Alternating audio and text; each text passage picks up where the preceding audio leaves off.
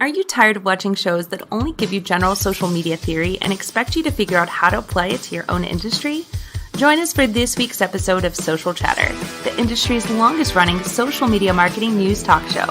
Not only will you learn the latest breaking news, but you'll also gain practical advice on how to apply it. Now here's your host, Christian Karasevich.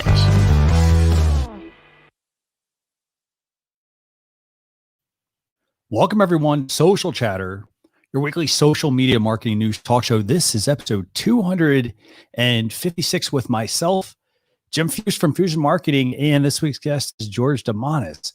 Now, this week we're going to be talking a lot about Facebook. Specifically, we're going to be talking about a whole kind of package of Facebook e-commerce enhancements. Now, these are going to include things such as live shopping on Facebook Live and Instagram Live. We're going to also be talking about the Instagram checkout option that's also going to be available, where you can basically check out from the Instagram app without having to leave the platform. Pretty amazing. We're also going to be briefly touching on the Facebook shop feature, because we actually covered that about a month ago when that actually rolled out. In addition to that, Facebook Messenger Rooms, they're getting a big update.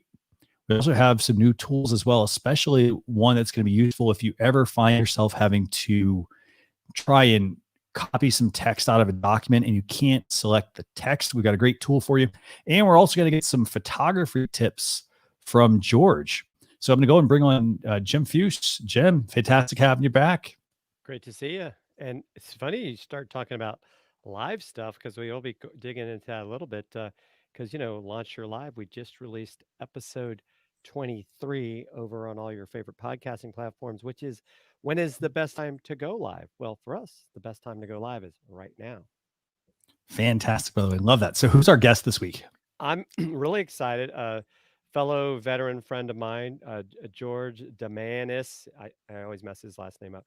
He's a Coast Guard veteran, and he used to give us Marines sometimes rides places. Amazing photographer, great guy. We've had actually, back when people could be in person, we've actually had some time to hang out. And so anyway, it's great to have George, and he lives in New York and does a little bit of photography when he's not doing other crazy things like raising his kids.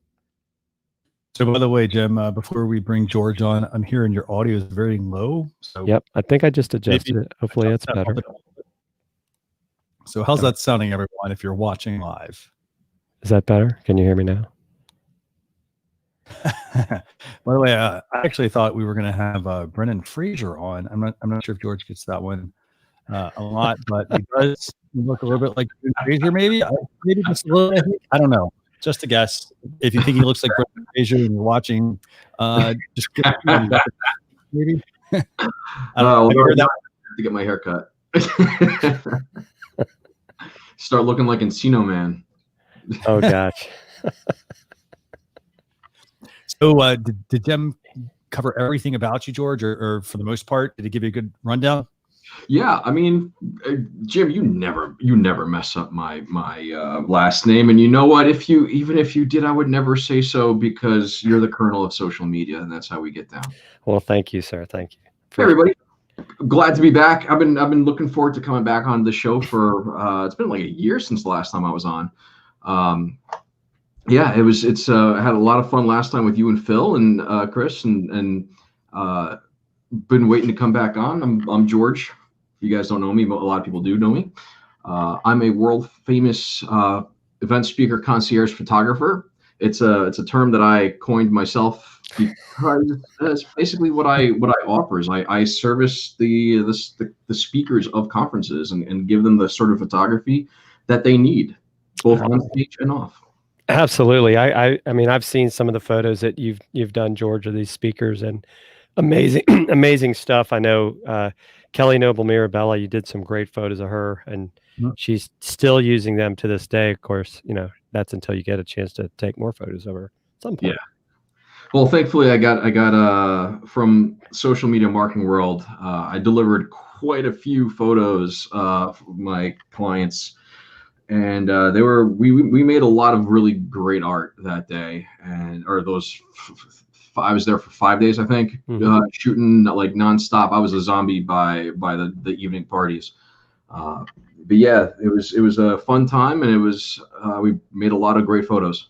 And your roomie Tim Sohn is watching today. He says hello. And, what's up, Tim? Hey, what's up, Scott? Scott Ayers watching on Facebook. Fantastic. I want to thank everybody, by the way, for joining. I mean, we've got a lot of great topics we want to be talking with you today about. So glad we got a lot of people tuning in. This is good, bringing the audience. Yeah. So Jim, where do you want to start? By the way, I know we said, hey, we're going to talk about Facebook e-commerce because all of it kind of ties together. But where do you want to start?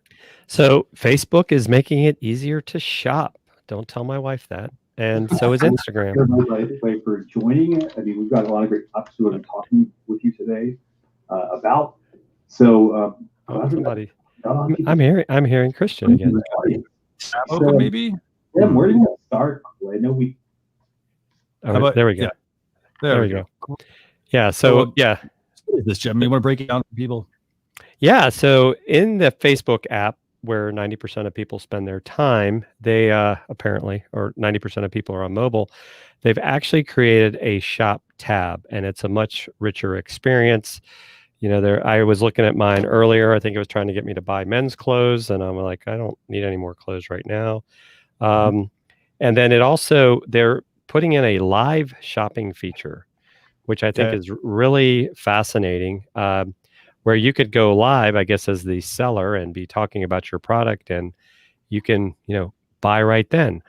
I think where I find that interesting is because being on Amazon as a Amazon Live as well, it's like, is this a chance where they're trying to compete with Amazon, because Amazon's in a sense created their own ecosystem where people are talking live to get people to buy product as well. So, kind of goes back to where sometimes I feel like, Facebook's trying to be all things to all people.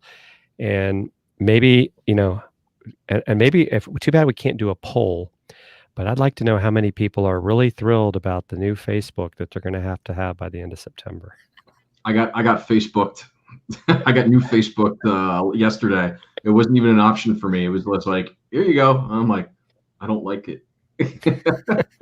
Yeah, it's definitely one of those features where I will say it almost makes me not want to use Facebook, because I find it's very slow. They move a lot of things around. I'm glad it looks very mobile friendly, but I don't know. There's a lot I'm not digging. So yeah, I mean, I don't know how long you guys have been using Facebook, but I was using it back in college when it was the Facebook, and you had to have an EDU address to log in.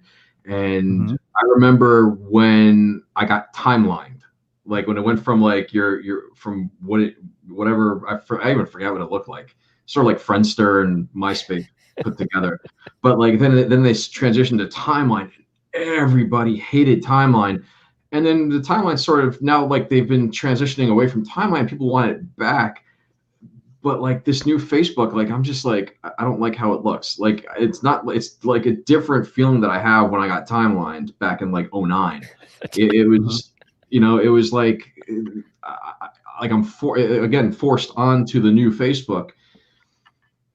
It's just everything's so wide and it's just not aesthetic to me, Right. It's like it's like you're looking at a giant mobile device. Yeah. And it's just doesn't feel good, even for someone my age. It's like, well, I can say that thing now. Oh wait, that's my computer. I don't want to sound old, but damn Facebook.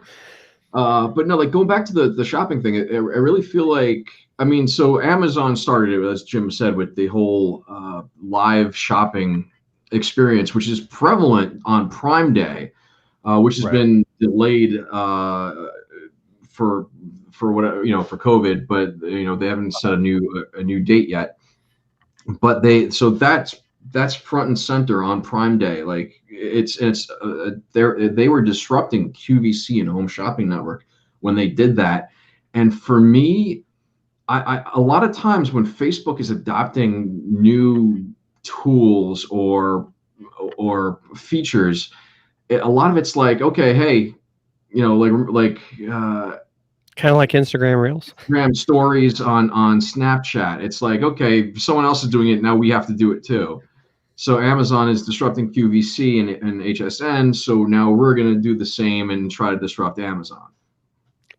Right. And I'm with you 100% there, George. I think it's kind of like you said, it's like, yeah, we hear all the time about early adopters and these companies start things, but it seems like a lot of times, you're right. Like, when was the last time, in a sense, was Facebook truly original? Because we're going to talk about this a little bit later, but even messenger rooms. Yeah. Where have we heard about that before? And so I think that they do this stuff. And, I would just like to see a customer service number or customer service that actually lets me ask questions and get answers, other than, sorry, we can't give you access to your page because your admin ran away. Things like that, that would probably be helpful. But no, let's make more money off of people. We'll have a shopping app. Let you shop inside our app, use Facebook Pay. And I think even last week we talked about, Christian, how they kind of took a shot across the bow of Apple with I think it was the event pay. Like, oh, well, if they use Apple, Apple's going to take 30% away from you. But if you use us, we're not going to take anything. I mean, let's be real. It's going to make them money. It's going to be effective, regardless of whether or not we think it's derivative. It's going to be effective. Facebook is where, I forget what the latest stats are. 70% of North America is on. Who knows what's gonna happen with the new Apple iOS and how many people don't like the new Facebook. Right. But for as of right now, when we're speaking, it's where the people in North America are. So if it's going to make shopping and ads more effective, marketplace more effective, it's going to make the money. Right. So, I mean, I just want to give people a rundown of how this basically works. So, the screen that I just had up was showing the checkout process. And that's one, there's quite a few updates actually this week. So one of those updates is Facebook is launching Facebook Shops to more places, basically. It came out, I think, back in May, Jem, I think we talked about it. And that's basically a place for you to set up your catalog. Now, once you have that catalog created, then you're going to be able to do things such as live shopping via Facebook Live or Instagram Live. Now, for example, this is I think this is the shop feature actually from Facebook. Yeah, so you're going to have a shop tab and people will be able to go browse your catalog and then they'll be able to click on that purchase and then make the purchase. Now, a couple of things to remember here. So when someone goes to actually make this purchase, they're actually going to be checking out directly within the app as well. So this is where it rolls into the second screen, the screen I just shared. That was the fact that Instagram has a checkout process. Facebook also has a checkout process. They use the Facebook Pay functionality. Again, all this stuff's going to have to converge because there's too many pieces where how does it work for Facebook? For me, that I may preach the word of God as I ought. Sorry about that. And that I may empty this distance. That was actually, that's the fun thing, by the way, about the new Facebook. Is that the autoplay for the next video? I thought we were getting some revelation on shopping. I was like, wow. Yeah, so that's actually the fun thing with Facebook, which is, for example, I had a video that was specifically from Facebook, and they decided to throw in a bunch of random videos after what should be videos from Facebook. So I don't know what they're thinking, but the bottom line is you get, for the e-commerce side, you get the Facebook shop, you set that up, you get the Instagram and Facebook checkout process. And then if you're going to do a Facebook Live or an Instagram Live, you have the ability now for people to be able to make a purchase a la QVC, to be able to then click on a product that you have, and that will take them to the Facebook shop process, which will then take them to the checkout process. So kind of explain that, I guess, in a nutshell. So what do you guys think? I mean, from a business perspective, Jem, what do I need to do if I'm a business and I want to tap into live shopping, for example, and all of this functionality? Well, first of all, make sure that you've set your template in Facebook up to have the shopping feature, because I think sometimes people don't realize that they need to have that. Add a product. They keep changing around. I work with a client that has Shopify, and I think now we're starting to run into some issues with it tying in as cleanly as we'd like to before, but we're working through that. And then, because once you it used to be you had to get approved on Facebook Shop to do Instagram Shop, but now I think they're changing that, and we'll talk about that. But put a few products up there, test it, it's always about testing. Always be testing, right? That's what Scott would probably say. And I think that it definitely makes sense, because if you can drive people to shop right there in the app, which is what Facebook wants, they're not going to leave Facebook, right? They want to keep you on Facebook. And I think that's no different than a lot of the other platforms. They don't want you to leave the platform. So if I can keep you from going to the website, that they would much rather have that, because eventually, right, even the Facebook Pay is going to take a percentage. They're I think for COVID, they're like not charging people right now. But I think eventually they're going to take a percentage of those. It's like they're becoming their own PayPal. Where we heard that before. Putting on my my social strategist and ads manager hat, I'm looking forward to see what opportunities this new feature presents for paid social. Okay. I'm thinking if they're going to be live videos, they may even cut to commercials. If you could put a video ad into one of the live shopping things, either pre, mid, or post, it may be really effective as an ads delivery tool. That's a great point. That's a really good point. And I'm wondering though too, because they've been doing a lot with Live Producer. Is that something you're going to have to do completely native with Facebook? Because obviously, like if you were using a program like StreamYard or Restream, you have the ability to share during a live video clips, which would be the same as an ad. Or they're going to say, no, you have to use our platform. You have to be, there's the monetization standards with live are extremely high as far as viewers and time. So that'll be very interesting to see how they develop that. That's a really good point, George. I also wonder what the ad costs would be, if it's going to be, because Facebook has this thing sometimes where it doesn't charge you high pay per click or CPM on new features. And as they start to become more and more, used more and more, then they gradually start increasing prices, and with regards to everything else of how they determine the CPM or whatever they charge. So yeah, I'm actually really interested to like dive into the ads manager, business manager side of this shopping feature. Yeah, so I think overall, I think this is how can I put it? I guess I think if I'm a business, the things I think that you definitely want to make sure you focus on. George, we're going to probably ask you this later on in the show, but a business needs to make sure they have actually good photos of their products. I think it's going to, and this is going to be key, because when you put those products up on Facebook, for example, if you put it in your shop, your Facebook shop, what is on your website may not fit within the requirements for a Facebook shop. So make sure that all of that stuff works really well together. Now, keep in mind, by the way, so if somebody is watching, doing a live shopping feature, for example, again, they're going to go right to the shop. So you want to make sure that product looks the best that it can. And then also keep in mind that the shops also will work across Messenger, WhatsApp, Instagram Direct, and much more as well. So I'd say, this might be a good time to invest in actually taking or renewing the photos that you have taken of your business or your products that you have for sale, because you'll only, you're going to be making a first impression upon people that maybe they stumble upon your live video because it's featured in a different section, somebody shares it and so forth. Yeah. So definitely make sure that you're taking really good photos of your products, and we'll get George to share tips here shortly.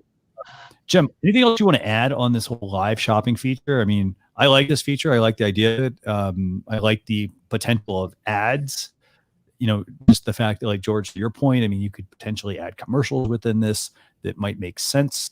I'd even love the ability, for example, for people to have like almost buying airtime, like you're watching a real live, or you're watching something on TV. It's like you're watching it on Facebook as well with something similar. Well, and I think it's going to do two things. I actually think the live part of it is one. It's from my perspective, I think George and Christian, I would think you would agree. We all have helped people with live video to begin with. Well, now this is another opportunity, because you got this business person like, well, I would love to go live on Facebook in this feature and show my product, but I don't know how. Yeah. Right. So if you're a strategist, you can even maybe get down next to like, okay, we're going to help you pull this off to make it look good. And right, it may not have to be a very long live session. It might be a 3 to 5 minute, hit that and move on. You know who's gonna kill it with this? Stephanie Liu. Mm-hmm. She's gonna dominate this. Mark my words.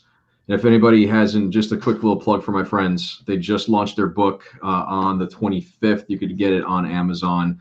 The Ultimate Guide to Social Media Marketing by Stephanie Liu, Mike Alton, Eric Boutreau, Amanda Robinson, and Jen Herman. Yep. Love you guys. Yep. And Christian, I think you have a link to that, right? You can drop it in the chat for those folks that haven't had a chance to order it yet. Definitely. I'll make sure I drop that. So anything else you want to add to this, Jim, or we want to move on to the next topic? Let's move on to Instagram because it is related. Instagram is also now adding some stuff, going to let you buy, right, once again, right? We're going to keep you in the app, buy products without leaving the app. And they've also, and I think we talked about this a little bit last week, to allow you to actually run ads within the app without having a Facebook account as well. So I think the Facebook ads account, that's another new feature.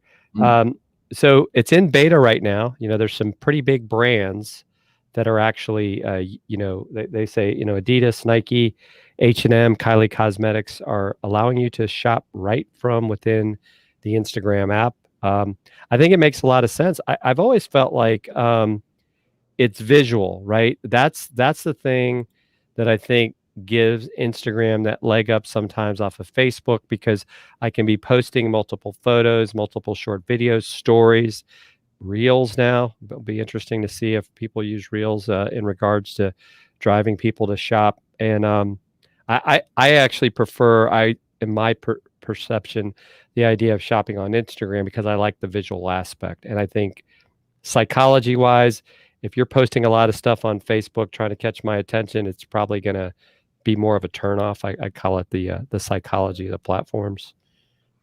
What do you guys think? Go ahead, George.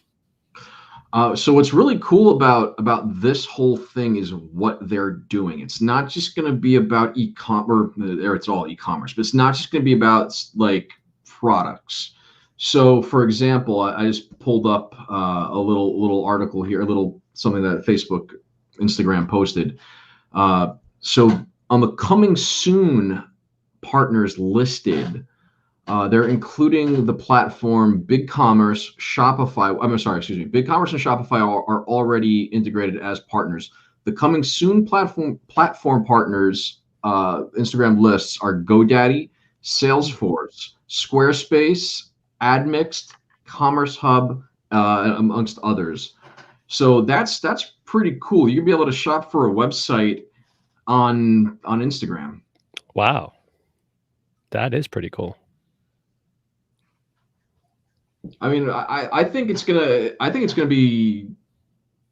It's one of those things like if we're gonna go back to Facebook being derivative.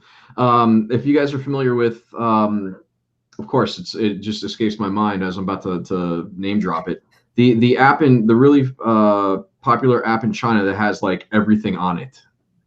Oh, I know what you're talking about. WeChat. Yeah. I think that's it. So like you could do everything from within that within that WeChat app. I'm not too familiar with it because I'm in the States. I'm in New York, and we don't have WeChat. But it sort of feels like you're going to be able to buy a website off of Instagram. You're going to be able to buy a Salesforce subscription and check your analytics and stuff like that from Instagram. It's really, really interesting what they're doing.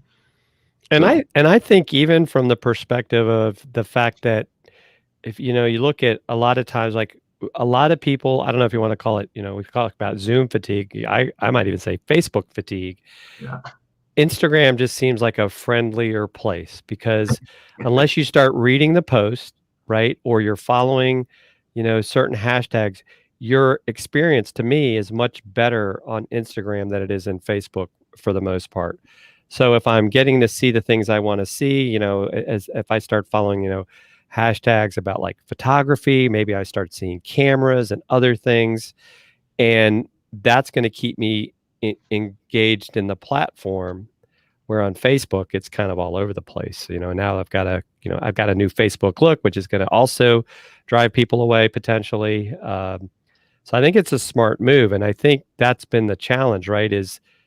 And I think Mari Smith talked about this, George, as well. It was that whole China's got it right in the way, and that they got this one-stop shop called, WeChat, where we, for whatever reason, maybe it's because of things that happened in the past, like with Microsoft when they got sued for Internet Explorer, it allows us to be like, okay, I can stay in this app because I can get a lot done. I mean, even the integration of Messenger is another piece of that. But I do find this exciting, especially because I know my wife doesn't spend a lot of time on Instagram, so she's less likely to go shopping. So I'm not going to tell her about this feature. There you go. And by the way, to get all these new features, they're already rolling out to everyone, mainly in the United States. And just keep in mind, if you don't have them, just update your app. And keep in mind, there's no guarantee that you're going to get them on all of your accounts. I don't really know why Facebook, what the rhyme or reason is behind why some accounts get them, some accounts don't. Ones that should get them that are popular, ones that are smaller accounts might have them. The bottom line is this: it's coming. Facebook e-commerce, live shopping, Facebook Live, and Instagram Live. It's going to very likely mean that you're going to have to be using the Facebook platform. So you're going to have to be using Live Producer, for example, for all of this. Cutting out, in a sense, those third-party tools such as StreamYard, Restream, because they like the simulcast, for example, whereas Facebook can kind of control that experience, I think, a lot more. But it is coming, it's already here, but you may not have it on all your accounts. So just keep that in mind. So Jim, where do we want to move next? Do we want to talk about some of the changes in the Messenger rooms? Definitely. So Facebook Messenger rooms, they rolled out, what is that? Maybe I can't remember. It's a few months ago, maybe. Seems like forever ago, but I don't even know what day it is anymore. This has been like the longest 365 days of March I've ever experienced. So they're rolling out new features for Facebook Messenger rooms. Some of these features they announced a while ago, such as the ability to have up to 50 people in a Messenger room. I know a lot of people don't have that. They can have like 8 people. This is supposed to be some sort of Zoom killer. So what enhancements are they making here, Jim, to Messenger rooms? Yeah, so they're actually letting you do a little bit more in regards to customization, with your background, with photos or videos, which is, something you could already do with Zoom. And then you can also create, share, and manage a room within the app. Now, I think what is interesting, where I guess you could say where Facebook has maybe made it a little bit different than, say, with Zoom.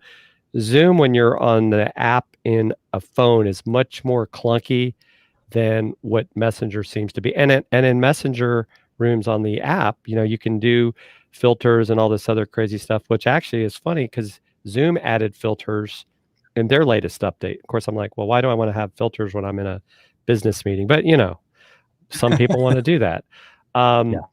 So, but what I am not sure of, and this is where seemed to have been a difference between the desktop version of Messenger rooms and the phone. And it kind of goes back to most people on Facebook are using the Facebook app on their phone. Therefore, they're trying to get them, I guess, to do more stuff on their phone. But 50 people and a little screen, I don't know. I haven't bought into it. There's obviously, right, then you get into privacy. I don't think you can record your Messenger room.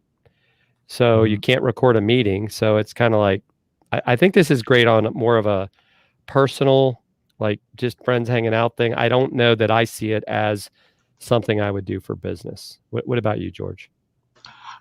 Yeah, I mean, I never really think, Facebook feature for business purposes. I don't know why. It's just like I guess it's just the way that I came up in social media, that Facebook is like the fun place. It's supposed to be not the business place. It's the place where you go to it to escape reality, escape your job, kill time at your job. Not that I ever do that. And you buy stuff, which has been probably a recent development within the past couple of years. Cool Zoom tip. I saw that they did the filters. Not really a big filter guy in general. # no filter. What I like to do in Zoom is I like to play with the virtual backgrounds. I'll go and I'll like find some cool photos or something to that effect. Like something like I did one. My brother-in-laws are both huge fans of the band Queen. And I got their famous album cover where it's all black and the four of them, and I like crouched down like this, and it was my virtual background, and my head was where Freddie Mercury was. So like I'll pop myself in that, and then another one that I did something similar for the Social Media Week Lima group, where my background was the distracted boyfriend meme, and I was the girl that the distracted boyfriend was looking at. I mean, I wasn't like a girl. I wasn't dressed in girls' clothes. I was in the position. So that's my pro tip for Zoom and making it a little bit more fun. Nice. As far as Facebook rooms go, it's just more of like, hey, this is where me and my social media friends hang out, because why open another app? It's one of the, again, we're going back to that thing of keeping everybody in app, where we used to share each other's Zoom links to go and like, hey, we're gonna have a birthday party. Here's the Zoom link. Right. Come and wish, Jennifer asked a happy birthday. Here's the Zoom link.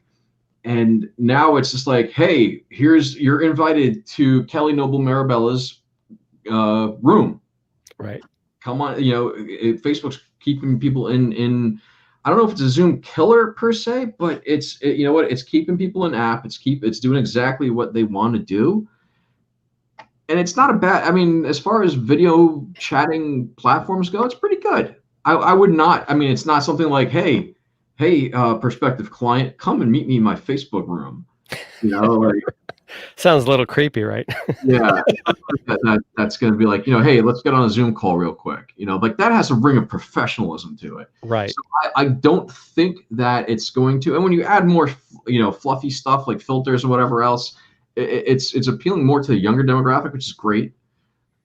But it's not going to appeal to the business demographic. It's not going to be like Microsoft has Teams, Google is bringing or revamping their Google Chat video thing for school and stuff like that. Like my son's got his, like they're going to be doing the virtual thing for school, and they're going to be doing it through Google. And then like telemedicine through Microsoft Teams, like Facebook's not going to disrupt that. There's also still privacy issues with Facebook. Everybody forgot, like just maybe a year and a half ago, there was a huge data breach. So there's that whole thing. Yeah, that's a great point, George. I think even for me, it's like Facebook has not won back my trust in any way, shape, or form. So I'm still leery at times of what I'm willing to put out on Facebook. But of course, just to be transparent, any of you that have a cell phone, if you think you have privacy, well, I'm sorry, you don't. And so I think that you bring up a great point. It's like, okay, great. But I also wonder sometimes, because Apple, with FaceTime, of course, you have to be an Apple user. Yeah. They've even increased the ability of how many people you can have on a FaceTime call. So, you kind of get these like, oh, well, we want to take that away because now the Apple and the Android people can talk in our little messenger room and they'll love us and they'll never leave our app. And when they come out, they'll see that picture of that bag of chips and they'll order it and we'll ship it to them and everybody will be happy. Google's going to be phasing out Duo, which I love. It was my favorite video chatting or video phone call on my mobile device. They're removing Google, which is great because it was multi-platform. But they're doing that in favor of their Google Chat video thing that they're bringing back. So that they're moving everybody, much like what they're doing with Google Music to YouTube Music. Not happy about that either, but whatever. Yeah, my point still stands. Facebook's doing a great job with keeping people in app. They're going to be getting, people are going to be having more fun. I'll tell you one thing. My 4-year-old son and my 6-7-year-old nieces love Facebook Messenger videos. They love doing the filters. They love making themselves in like weird animal heads and going back and forth and blowing up my phone with multiple rooms. So if Facebook could fix that, that would be great. I'd rather have just one room, but like this is appealing to the generation that doesn't even have a letter designation yet, you know. So they're A1, B2, Right. you know, or whatever it is. They're gonna, you know, it's gonna keep people in app. It's gonna do what they intend to do with it. It's just not gonna really. I don't see this as that much of a disruptor to Zoom. Very good. I will say this. This is essentially version 1.2, maybe something like that of Messenger Rooms. While there's not a lot of business utility at the moment for this, I think that once they get user adoption, I think then they're going to go back into Pages and potentially add something like this. Again, also, you know, this is where like I think that there will become utility for business. I think it's not necessarily there right now. You know, yes, certain features like filters. That, you know, Facebook's always testing things, so they're testing filters. For example, like you're absolutely correct. Who uses filters during a meeting? I mean, maybe they're cool. For example, if you're going to be doing a show on a holiday, or you've got a business meeting and it's a virtual meeting, and you want to be able to, like, you know, let's say you want to put on like Halloween costumes or something like that. They could easily roll something like that out through these platforms to simulate that in-person, you know, meeting and whatnot. But I think right now, to Jem's point, this is very hard to use on a mobile device, especially when you get 50. And, you know, yes, Zoom's very clunky on mobile, but I think the same thing's going to happen for Messenger Rooms. I mean, there's every one of the apps is going to have a little idiosyncrasy to them. For example, that's Facebook Messenger Rooms. There's Zoom. You know, if people are using FaceTime, for example, at one point, Facebook had this feature where, you know, if somebody would talk, their bubble, or Apple, their little bubble would actually get bigger.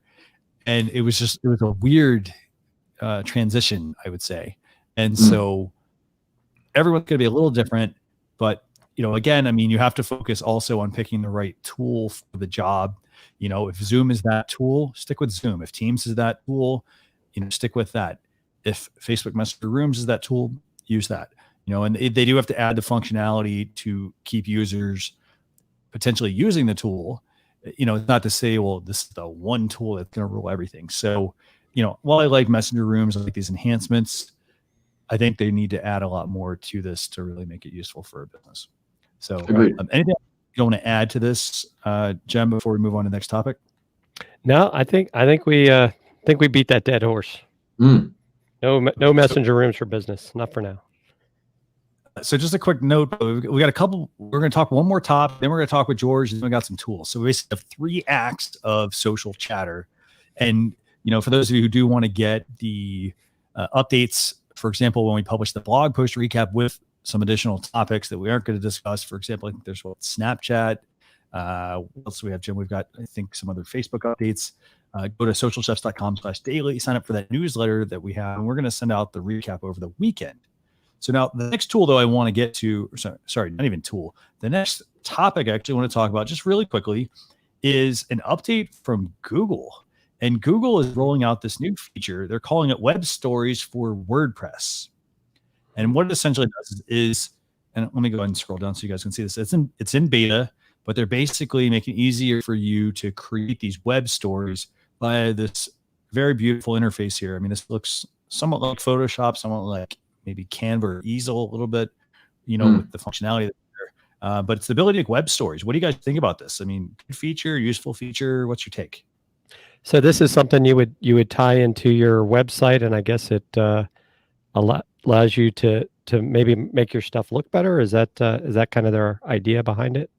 So that's one thing I'm not entirely sure about, because, you know, their goal is, and the only way I actually think this might be potentially working, and I know that I haven't said this, but there's no real clear indicator about what you're actually doing here. So, for example, yes, I'm making these web stories via WordPress. I'm going to assume that this is a way to make web stories for your website that are then going to be accessible via Google AMP. And Google AMP is basically Google's version of, let's really just be straightforward. Google's version of not loading your actual full website, but loading a stripped down version. And that's what I think it's actually doing. So it's specific for AMP. So does that make sense? Kind of clear? I think so. Yeah, I definitely have to check that out. Having a WordPress site, see if that might make sense to kind of jazz up some of your blog posts and other stuff. I'm gonna be real. I didn't. I love to do my research before I come onto a show. I didn't really go. Once I saw what WordPress, I don't have a WordPress site. So I'm a photographer, Jim. I know. I use Squarespace for it's where the majority of us have our portfolios. So I didn't see myself being able to participate in this. But I'll tell you this much from a photographer's perspective. The preview that they put on that right there, first of all, the images are stunning. So it's immediately grabbing your eye, and I'm intrigued. I don't have a WordPress site, and I'm intrigued just based solely on the images that they used and the presentation that they made with those images. And and stories are the rage. Everybody has to have. LinkedIn now has stories. Woohoo! And everybody's got stories now. Way to go, Snapchat. So it's one of those things. Why not have stories now on the web? Cool. I'm intrigued. I really want to know more about this. I'm looking forward to finding out what it is, how they use it, and what it means for the web in general. Right. No, that's a great point. And I think too, the other thing we have to be careful about, right? And stories is probably a great example. We get so caught up in doing all these things that we forget to focus on the thing that makes our business money. And so I think that's it is. I mean, it does look really good. I probably have to hire a photographer in New York to get those kind of photos for myself. Probably, Jim. Yeah, I mean, I gotta say, it looks fantastic. I suspect that the way they're gonna probably roll this out, I think it'll be, you set a Google web story for Google AMP. So therefore, when somebody goes to load your page, they're going to potentially with something like this. You'll have some URLs you can direct them to.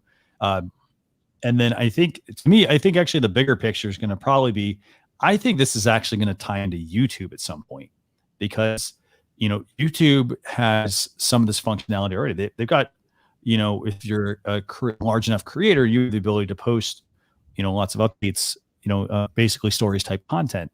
And so I could almost, and to George's point, Google is making some changes to move things back into YouTube, like YouTube Music and so forth. They're getting rid of Google Play Music, for example. And that's where I actually see this potentially going. I think it could very well be useful, but it's in beta, not a whole lot here, by the way. So it's in beta. You can go and download it. I dropped the link there. It's on a GitHub site, but basically you download it, you can install it. I would always recommend putting it on like a test site before I put it on my live site, but you do have to be a WordPress user, and it's something worth checking out. So now we're at Act 2 of Social Chatter, my weekly social media marketing news talk show. And this week, we're going to talk with George now about photography.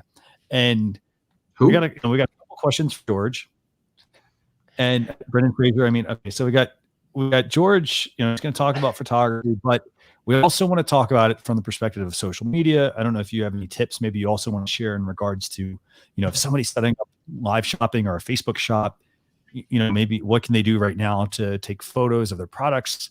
For example, if they're at their house, I would actually think that people would be doing a lot more of that. But maybe you have some tips. So Jim, do you want to ask George some questions about, yes, social media, or what kind of photos? Before we get to the questions, Jim, as it just so happens, Christian, not only am I a photographer, I'm also a social media strategist. So I think I can definitely touch on these topics quite well.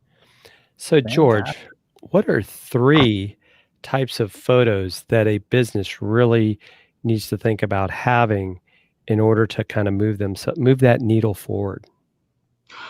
Well, Jim, I'm glad you asked that, because it's really, I'm assuming that you're asking me for 3 just on the basis of time, and I'll try to answer them quickly. But I mean, businesses need more than 3 photos, more 3 types of photos. The first thing, but like from the most important things that I can think of, the first photo, that type of photo that you need, and you need more than one of these, is called the hero shot. It's the first impression that a prospective client or customer is going to get of your brand, your business, your website. And a great example of this can be found. I took a few of them for our friends Amy and Caitlin, from the girls from Simply Social Media in New Mexico. And they have it on their website, Simply Social Media nm.com. Go check out what we did. And it's a great shot of the two of them. It sort of gives you an idea of their personalities. You want to capture it's the client or the prospective client or customer's first impression. So it's more of what you want to show of yourself, and how you do something, how you run your business, think of the background, think of the atmosphere that this photo will take place in. And do you want it to be dry, or do you want it to be bubbly? Do you want it to be exciting? You want to draw people in. That first image, remember, you have one chance to make a first impression. So that image has to entice somebody to continue forward on your website, or with whatever, your cover photo on Facebook, to continue down your Facebook page. Another great one is, especially as we were discussing this earlier, great product and service photos. If a lot of the stuff that I do here locally is food photography, which ties into my food blog, but food photography for local restaurants. And you want to have, now it's anybody can just go ahead, take their cell phone, like, okay, here's my plate, click, but it's more than that. It's again, it's enticing people to continue to engage with your brand. And that's the sort of thing where, you can only rely on things like Canva or Easel or things of that nature to help with your creativity for so much. Like, if you're not a creative person in general, those tools aren't going to make you a creative. They're not going to grant you the power of creativity. It's going to be something. If you're going to take a boring photo of food, it's still going to be a boring photo, no matter how many filters you put on it. So that's what's great about hiring somebody like myself or other product photographers. I'm not really a product photographer. I'm a photographer that does food photography, because I love it. Love making my friends drool with my food blogs. And another great one is action and interaction photos. So behind the scenes sort of stuff is a great, and as we all know, in social media, BTS content, behind the scenes content, performs very well. So you want to have those photos of you interacting with a prospective client. Put them. Yeah, there you go. You got Amy and Caitlin's hero shot right there. Two amazing social media strategists, social media influencer marketers, and their cell phones, signifying that this is what they do. They're working. Green is their, much like Christian's, color palette. It's their color. They have the brick. We did this was in San Diego, and it fits in well with their New Mexico vibe. And we were all really, really proud of it, and it was really funny. Cool, a quick side story on this. That was not a very wide brick fountain, and we were sitting there for a little bit, and they were a little sore when they stood up. But I digress. So yeah, going back to action and interaction photos, the most important thing about these is you want to give the prospective client or the customer an idea of what it would look like for them to work with you, or for them to shop with your products, or to purchase your products, what their lives could be like, using what you're selling. So, that's just a quick rundown of 3. There's other stuff like lifestyle photography, location photos, things of, show where you do business, things like that, an establishing shot and video. I could go on about the types of photos that businesses have. Try to create your own stock photos. It's more than just, or hire a photographer to create the stock photos for you. people can tell if you're using stock photography. That smiling person in a lab coat, violating every sort of lab, safety protocol to get this awesome shot of them smiling, is not going to fool anybody. If you're like a pharma company, Right. actually take pride in your employees. Hire somebody to come in and take photos of them working.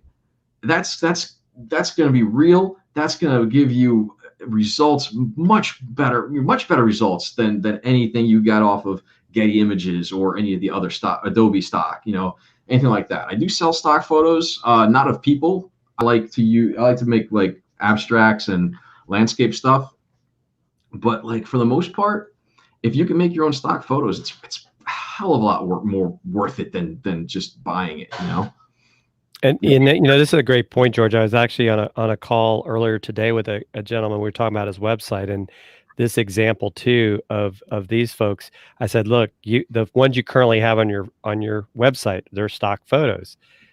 You need something like this because people are going to connect with your team when you can have pictures of you, as opposed to like, oh, we've got this picture of this, culturally balanced photo of all colors of the rainbow in a conference room. It's like, is that really your company? Is that even your conference room?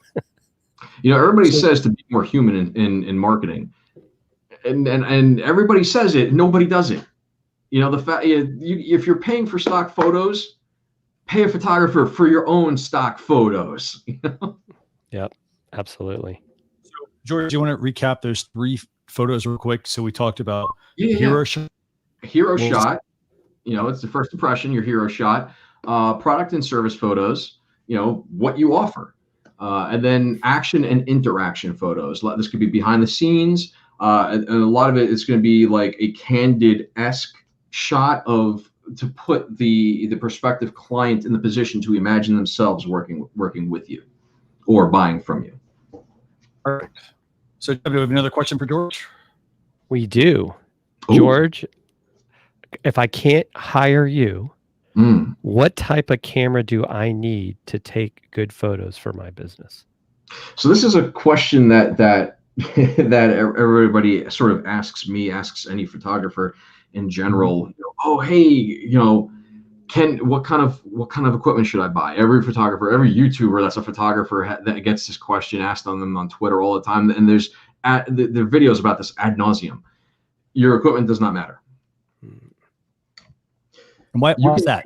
So what's up? This is the Google. So I'll go buy let's say I buy a $4,000 camera, or in this case, $1,000 iPhone, for example. Why doesn't it matter? Why is that so important? So skill and creativity are the 2 most important aspects of taking a good image. Taking a good photo. It's not the equipment. A skilled creative person with this is going to yield better results than someone who doesn't understand the principles of photography and has like the most expensive high-end pro-grade camera. If you run a business and need to be creative for your content, but you lack creativity, then that's the time to hire or contract somebody to be creative for you. Like I said earlier, Canva and Easel, things like that, they can make graphic design easier, but it's not going to make you a creative person. Video tools like Wave.video and Headliner, they're great, and you'll get great videos using them, but these tools are not a panacea for creativity. There's a reason why creatives offer our services, for hire, because they're necessary. They're a necessary investment for your business. And businesses right now, it's hard because they're trying to conserve cash, they're trying to save money, and so they're cutting back on marketing spend, they're cutting back on creative spend. But you have to understand that a lot of us are also trying to run a business, and so there's the saying, when someone zigs, I say I like to run the opposite direction as fast as I can. If your peers are cutting corners and they're trying to, not cutting corners, cutting costs, and they're not paying for marketing, they're not paying for creatives, and they're just taking photos with their cell phones themselves, and they don't understand the principles of photography, they don't understand principles of graphic design or video, you're going to have better results if you actually invest your money into somebody like myself or somebody or one of my peers or somebody who does video, and set yourself apart from the myriad of cell phone photos. There's a company here in New York that they're not spending money where they should, because it's the way that they've always done things when times get tough. And I've noticed that their peers are inundating Facebook, and they're even going old school methods and going on TV. I'm seeing local television commercials for these companies that are their peers. And I don't want to say any of the companies' names publicly, right? But I don't have a positive outlook on the company that I'm thinking of, because they're like, okay, this coupon circular is where we're spending money on. It brings us leads. In the meantime, their peers are blasting cash into Facebook ads, and they're blasting cash into pro videos. So think of that. Think of your investments. Good point. And I think those great points. I mean, and I think at the same time, I like how you highlight the fact that you have, for example, graphic design programs that do make it easy to do certain things, and and they're useful for, like, for example, if this is a business and I'm going to be making money out of it, it might be a good way to get started, but it's not necessarily, you can't make it something that's long term, for example, because your product ends up looking very generic, very sterile. Yeah. Sterile, generic. Yeah. I mean, so, like, spending $150 a year on Canva, I think is what it costs, is not the same as hiring a graphic designer in-house. Right. And you'll notice the quality, the difference in quality that you're going to get for something like, and I would say this, I mean, it's good for certain products. Absolutely. So, for example, if I'm brand new and I want to put together a logo, and your logo doesn't need to be very complex to start with. Everybody always starts somewhere, and they slowly build and improve that logo over time. So maybe your first one is, a very simple text logo or something like that. Obviously nothing spectacular there, but it's something that you do build up over time, because again, I mean, why would you put the investment in, like, let me spend, I don't know how much, like, logos, what, $1,000, $5,000, why would I spend that much time building a logo if I don't have a proven product, for example, to start with? So let me put something out there, and then let me build on it, and basically slow, continue to improve incrementally. So, any other questions for in the right hands? Yeah. Canva, Easel, Wave.video, all these tools to help you be creative in the right hands can yield incredible results. But again, they're not a panacea. You have to actually be creative and have an understanding of what people want to see in order for these things to be effective. Right. Jim, any other questions for George? No, I think George has been extremely helpful, and looking forward to, I already follow George, and he's told me a ton of stuff about photography, and so yeah, no, George is always helpful. George, I love the photos you did of the ladies. That looks great.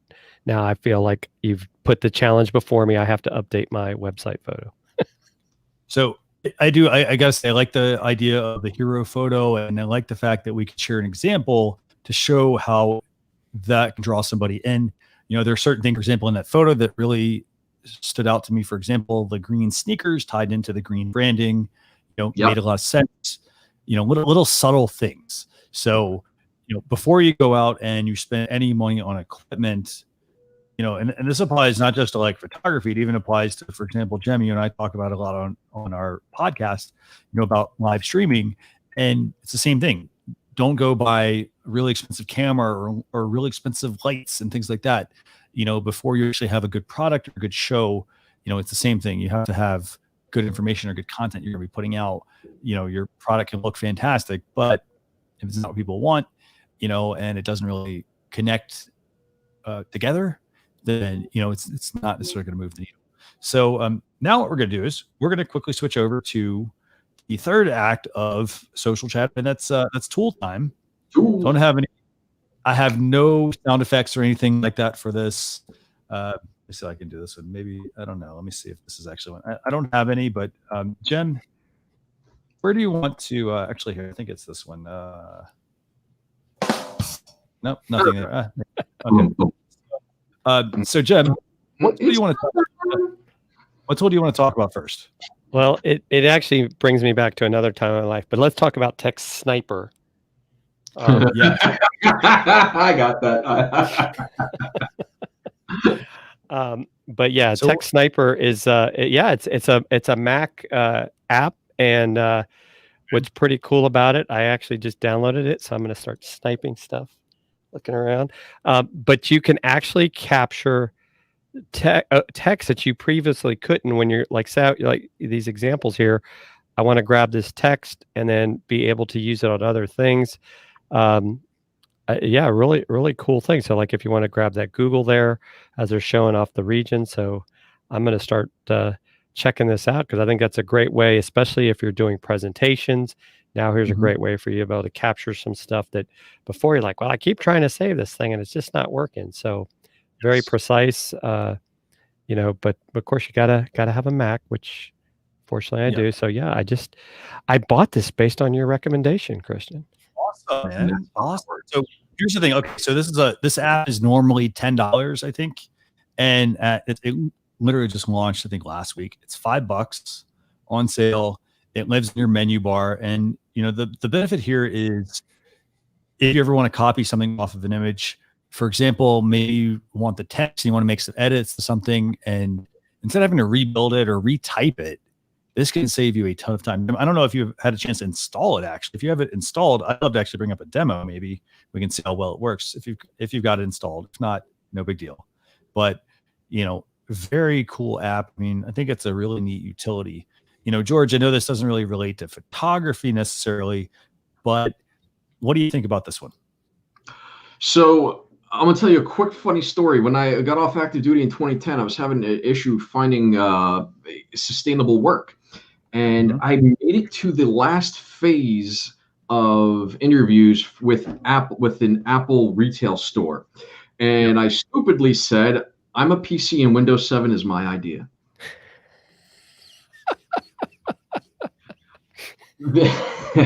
That being said, I have since bought a MacBook Pro. I have not yet installed it, but I love the idea of this. I am going to buy it at $5. It's not breaking the bank. It's one of those things where if you're looking at something, if this is where it's going to pertain to me personally, and I had this idea when I was going through and researching it. Yeah. I do food blogs. I do a lot of research into food, and a lot of that pertains to recipes. And this is going to be really simple. If I want to grab a recipe off of a website and not have all of the ads attributed to a lot of the food websites that you see, and if you're going to do, and I just want to throw it into a notepad and put it on my iPad or something like that and bring it to the kitchen and cook something, that's where this is going to shine for me. Yeah. I mean, I see this as a huge time saver for people. I mean, let's say you have I'll give you a presentation example. So say you're a business, you're making an online presentation and you happen to have your old slide deck, but maybe you don't have one that can be edited, for example. Maybe it's a PDF even or something like that. And you want to copy out parts of that text. Sometimes you can't do that from a PDF. And so this way you'd be able to quickly select that text. And then you could, for example, copy it into a presentation and so forth. And also, I mean, I know we talk about, like you talk about photography, but I even look at this from a screenshot perspective. What a lot of people do for for example, for a presentation, they will take a screenshot of something.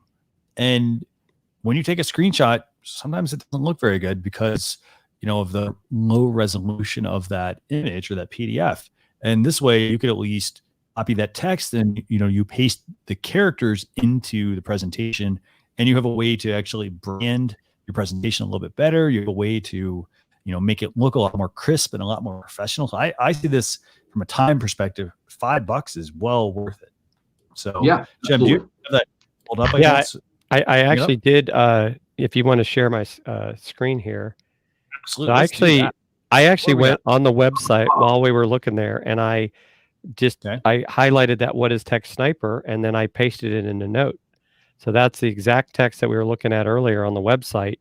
By just highlighting it, it brought it over just as it looked. So that was so easy. A Marine could do it. So do you have speaking of Marines, I have to tell you, Jim, my 1-year-old is eating crayons. I'm scared. What do I do? Yes. Have him give me a call in about 18 years, and I'll give him some advice. So, Jim, can we actually pull up a screenshot as well? Maybe do you have a way to maybe share screen? Yeah, let me see if we can do that. Let me stop sharing this, and I'll just pull up a Google. We'll do a search in quick in Google. So we'll just say. Okay, so while Jim's pulling that up, I mean, $5 app. You can download it, socialchefs.com/go/TextSniper, all one word. I'm actually going to pull that up while Jim's working on that. And I mean, I got to say, I like this app. I mean, just the fact that you can easily select any image, copy the text on it, and bring it up. And it doesn't stay on your screen. Right. It's a shortcut, right? So if you want to share the screen, we'll see if this works. So what I'm going to do is, while I'm looking at this screen, I'm going to go to it's literally like this little X crosshair, right, up in the up of my computer. And so now I've activated it. And so I'm going to say, okay, I want to take this Twitter thing, if it'll let me. Oh, maybe because I'm in the photo. Let's try this again. Don't try this at home. Capture text. Oh, here we go. So I'm now highlighting Twitter. Okay. It might cut it off. I'll do it this square here, and let's see what it does. So it just took a picture, copied to my clipboard, and then paste it into notes, right? I'm going to paste it into notes. We'll come back to sharing notes. Oh, it just gave me the text in there. I might have to play with it and see in a different app. It didn't actually. It just copied what the text was. And it says like Tube, Insta, Facebook, my blogger, and the little TM logo. So so it seems like it's really to capture some of this text, but I'll have to see if it carries over, the format of the text, because what I did in Note did not work. But it might be I just need to do it in a different device. But it was really easy to do. Fantastic. Okay, so that's tool number 1, and then tool number 2, and this one actually has a good. Tie back into photography, and it's called Trace from Sticker. And I was initially introduced to this by Chris Stone, who's helped us with the Launch Your Life podcast. And Jim and I were talking about this because we were basically building thumbnails for YouTube videos for interviews that we're going to be publishing soon. So, Jim, do you want to tell people about Trace? What is it? How does it work? And what's the cost? Well, the cost is just unbelievable how much it is. It's free. But what it is Sticker Mule really wants you to start ordering stickers, which I actually, speaking of stickers from Sticker Mule, I have these really cool Launch Your Live stickers that Chris gave me as a gift. Shameless plug. I haven't seen it. But you can actually upload a photo. And so I think, like Chris has told me, if you're buying stuff, they give you more, but you can upload a photo a day and it will take the background out, really easily. And so then you can use it for thumbnails or other stuff, and they've got some examples here, I think, of where they show you the background removal, and really easy to use. I know there's more and more of these things coming up, but I like it. It's just, you got your own little web link you go to. I think it's, stickermule.com/trace, and boom, you're off to the races. Yeah. So George, why is this an important tool to use? All right. So like, first let's off, talk about. I want to give a big shout out to Sticker Mule. They are absolutely awesome. Not affiliated with them, but I wouldn't mind if I was. I get my stickers from Sticker Mule, my George Damanis photography cross anchors. That's from Sticker Mule. They're absolutely a fantastic company in New York, and this is a really great tool. I mean, cutting out your background from photos is actually an intricate thing to do. You could do it with Photoshop, and it takes time. I've a couple of friends have actually paid me to do it for them because I'm a photographer and have that experience.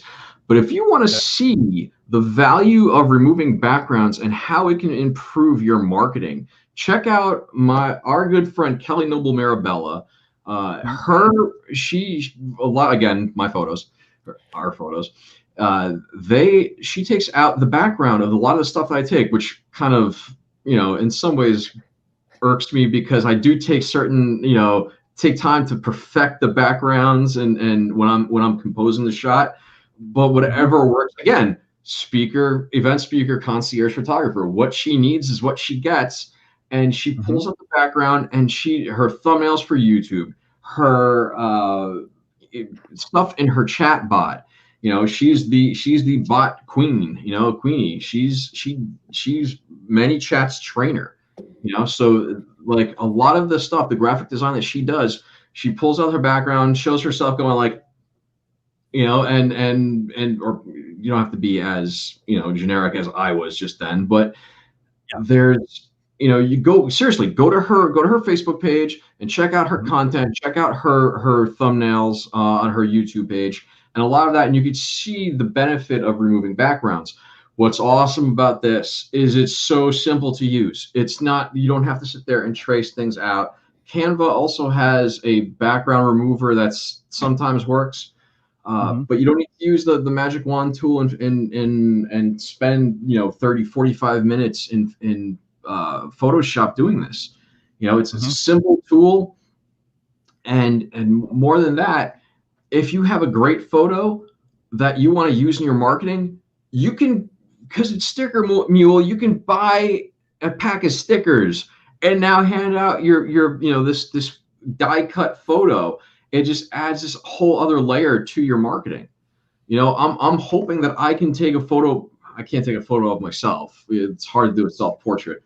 But I'm hoping that eventually I can do something to the point where I can be like, and put my big fat head up on a photo, and hand that out when I'm doing if we ever get to do events again. So this is very cool. Fat head.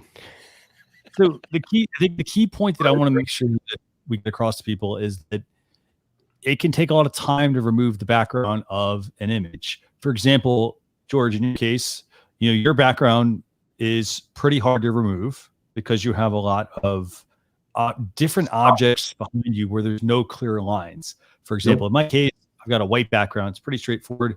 You probably have a little bit of an issue maybe on this side because there's some text and whatnot there. But aside from that, pretty straightforward.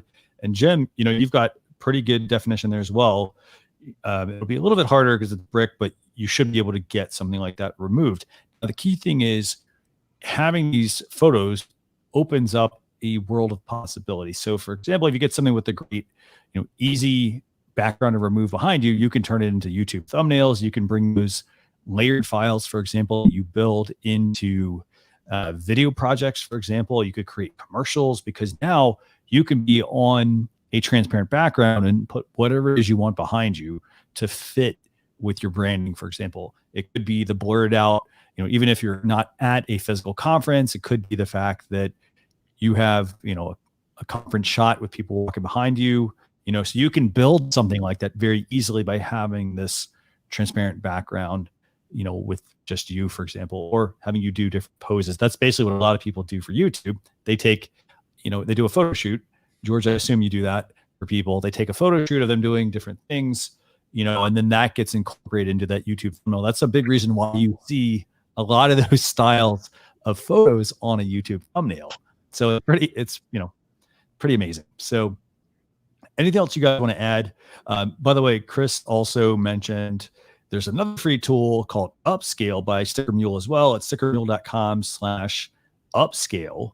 That's supposed to enlarge your images, increase the resolution of a graphic or a photo instantly. Now, keep in mind, George, I know you probably want to weigh in on this and probably want to test it and see how good it is. But when you take a photo that is very small and you try to increase it, you can increase it somewhat. but there's always going to be, like if you need a high resolution photo for like 4K quality video, you're going to want to make sure you take that photo at the highest resolution possible. Trying to upscale it is a difficult thing to do, but definitely check out Upscale if you're interested in doing something like that. Anything else you guys want to add on? If I mean, low resolution, I mean, I've seen Facebook ads for algorithmic programs where it's like, did you miss focus? Because I'm a photographer, I get targeted with photographer ads. Yeah. But like stuff that a pro photographer would never buy, because if you miss focus, you're just not using that shot. So, but did you miss focus? Use our algorithmic software to sharpen your image. And a lot of times, I mean, I've never used one of those tools before, so I can't be an authority on whether or not they work. Mm-hmm. But you can't create a diamond out of a pile of something else. Right. Mm-hmm. Yeah. Here, the military euphemism there. There's only so much algorithms can do, and if this tool works to some degree, cool. I'd like to test it out, and thank you, Chris, for posting it there. And I'll maybe I'll comment back later this afternoon or something like that. I'll have to find a low resolution file someplace. My camera takes freaking 80 megabyte files. Maybe go find an old flip phone lying around, with really low resolution photos that look like 300. The ones that weren't even one megapixel yet. Yes. So anything else you guys want to add on any of the tools or any of the topics that we talked about this week on the show? No, good stuff. Good information. If you're catching us on replay, let us know some of the things you thought about this. It was great to see George. I see him on social, but it's actually good. We get to talk, and we weren't in a messenger room, so it's recorded, George. I've been sort of like laying low. Also, I've got a little bit of Facebook, Zoom, whatever burnout. So just the climate in general has sort of allowed me to take a break from it. Yeah, but I'm around. You can find me at Damanis.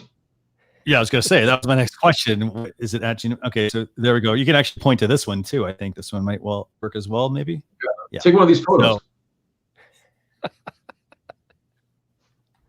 So that's going to do it for Social Chatter episode 256, where we talked about live shopping on Facebook Live and Instagram Live. We also talked about the fact that you're going to need a Facebook shop. So you're going to set up your products on Facebook. You're going to then be able to tie that into the other platforms, for example, Facebook, then going into Instagram, and obviously WhatsApp at some point as well with their product catalog.